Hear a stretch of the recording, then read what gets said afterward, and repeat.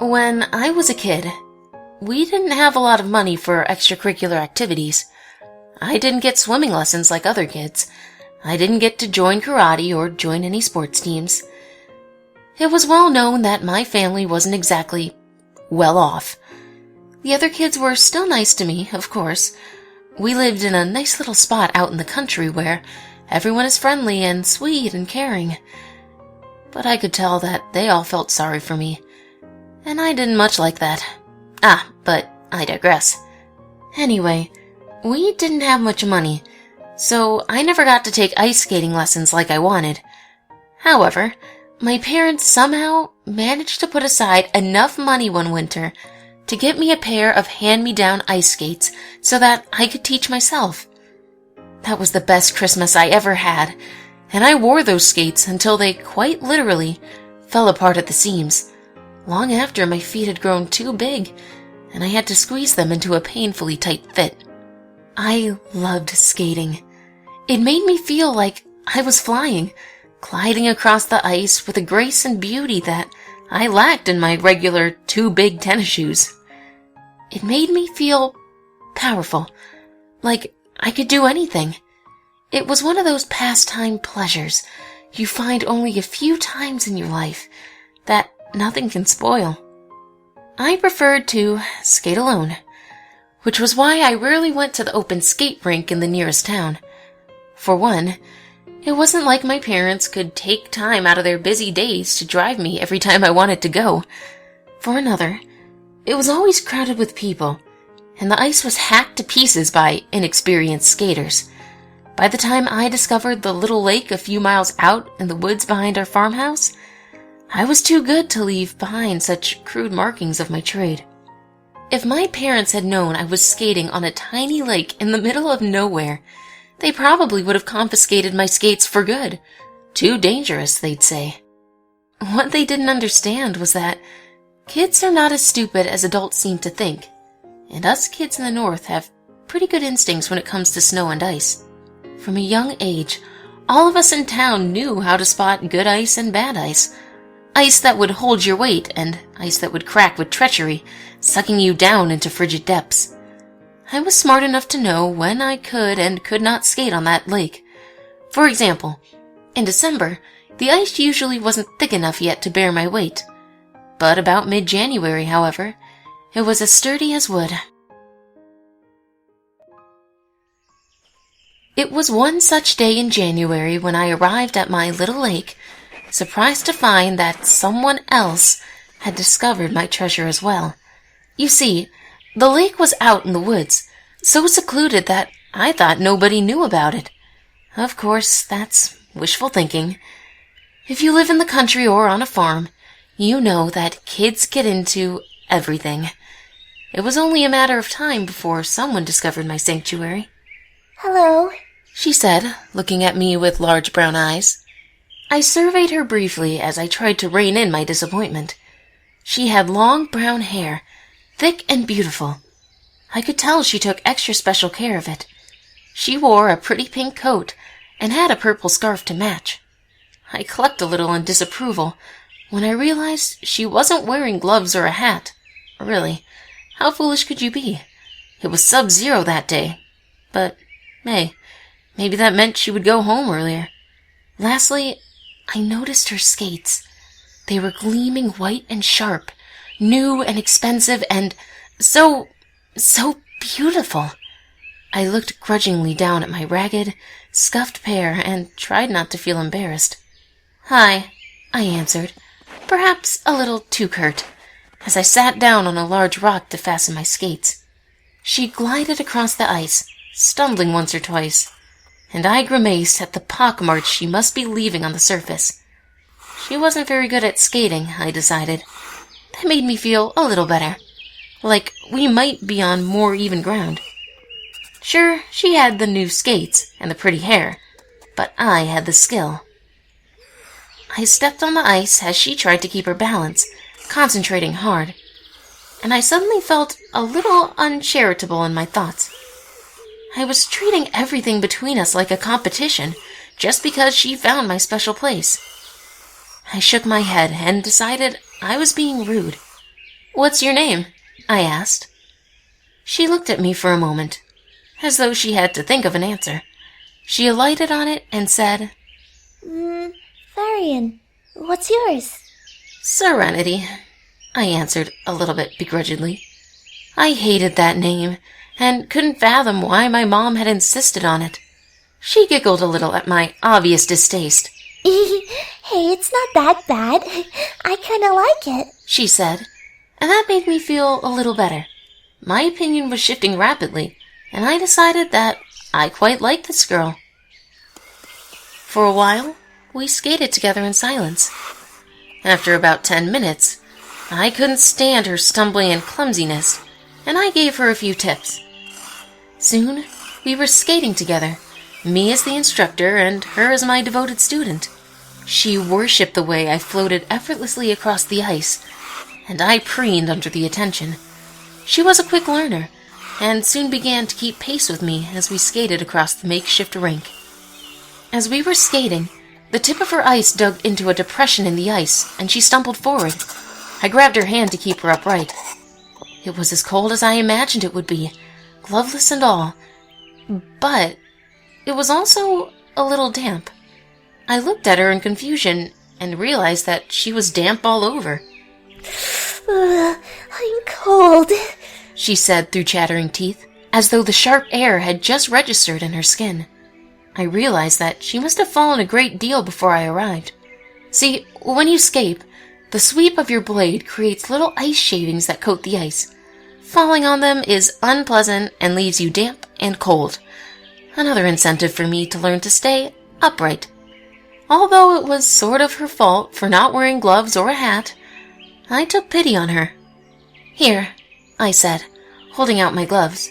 I didn't give her my hat because I thought she wouldn't want to mar her beautiful hair. She accepted them gratefully and put them on over her shaking fingers.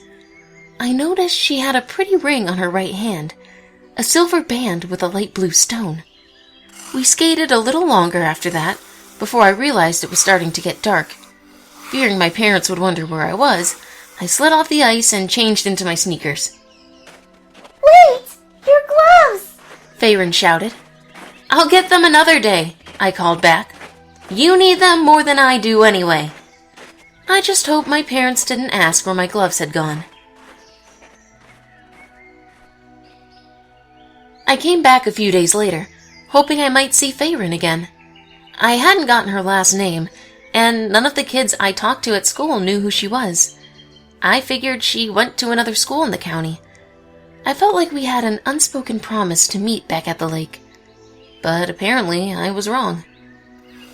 That day, as I skated across the ice waiting for Faryn, my skate caught on something hard, and I pitched forward, hitting the ice hard for the first time in weeks.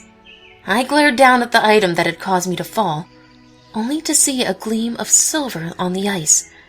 I reached out for it and lifted it up, recognizing it almost immediately as Faryn's ring.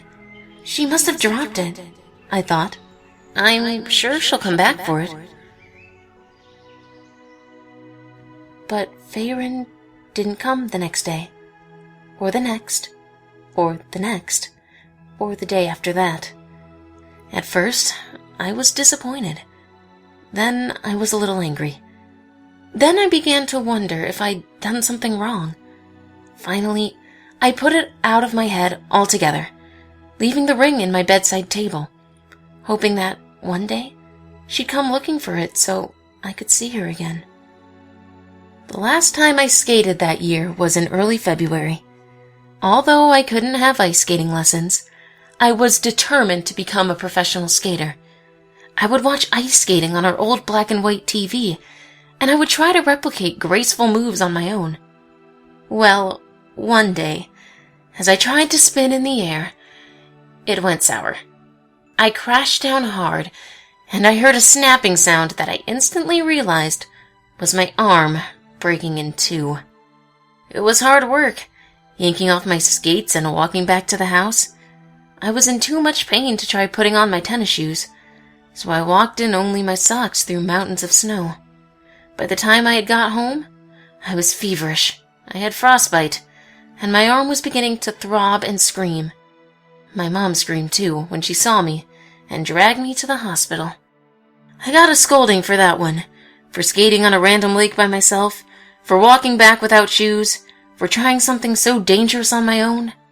I was off the ice for the rest of that winter, my feet and arm unable to handle the strain of skating. I was miserable. My parents felt bad for me, even though it was my own fault. I didn't think about Faryn anymore. Not until spring came around.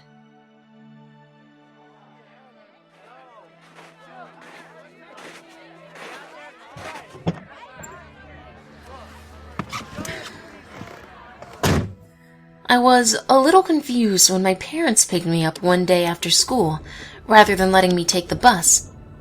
My mom's face was as white as a sheet cake, one of the ones that were always on sale at the grocery store. My father looked just as grim.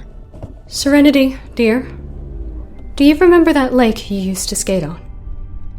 Instantly, I thought I was in trouble.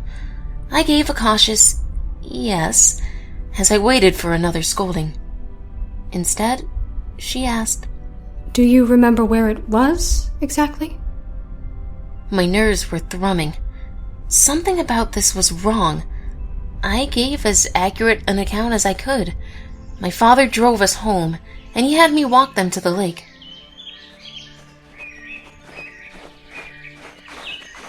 I was greeted by the sight of yellow police tape when I arrived. I turned around and looked at them questioningly. What happened? Did anyone else know about this lake? Asked my mother. My father, for once, was at a loss for words. I was about to shake my head when a name popped into my head, one that I hadn't thought of for months. Oh, there was this girl who came here once. Her name was Faryn, but that's it, I think. My mother's face crumbled, and my father put his arm around me. We walked back to the house before he told me what happened.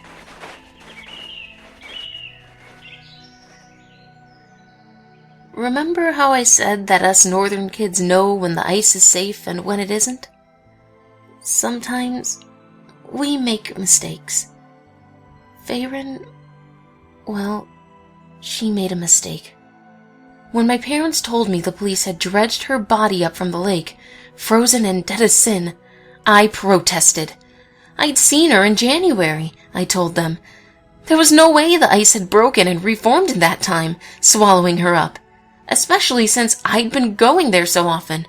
I definitely would have noticed. They made me repeat the date to them several times. January, I said. January, January, January. The autopsy report placed the time of death in early December. At first, I didn't believe them. I wouldn't believe them. But as I learned more about the body, a story began to take shape. I heard about it at school. Children are terrible gossips, did you know? And they hear things, adult things, because people think they don't listen. She had long brown hair, all twisted and matted around her face, they said. She was wearing a pink coat, and her scarf had been caught around a branch under the water, they said. She was wearing black gloves with white tips, they said.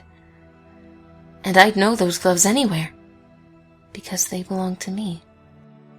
And I thought back to the day I'd seen her, how terribly she skated. But suddenly, I couldn't remember if she had left pockmarks on the ice. I thought of how cold she was, how wet, how she didn't feel the cold until I touched her, as though she'd forgotten about it. I thought about her ring, left behind in the ice, and the way she seemed so grateful that I let her keep the gloves. Mostly, I thought of the way she struggled on the ice, searching for her rhythm, until I showed up, and the way we had skated together, her face lighting up in joy. I did finally achieve my dream, if you're wondering. It wasn't easy, but I did become a figure skater. Quite a good one, I might add. I made enough money to ensure that my parents lived comfortably, to make sure that, if I ever have children, they'll have all the ice skating, dancing, and martial arts lessons their little hearts desire. I've skated in a variety of outfits. Some of them were garshly hideous, with feathers and tacky rhinestones. Some of them were gorgeous, and probably worth more than the house I grew up in. There is one constant, however, every time I take to the ice. If you look closely from the stands, you might see it. The silver ring with the light blue stone on my right hand. Even after all this time, I've never forgotten the girl in the ice.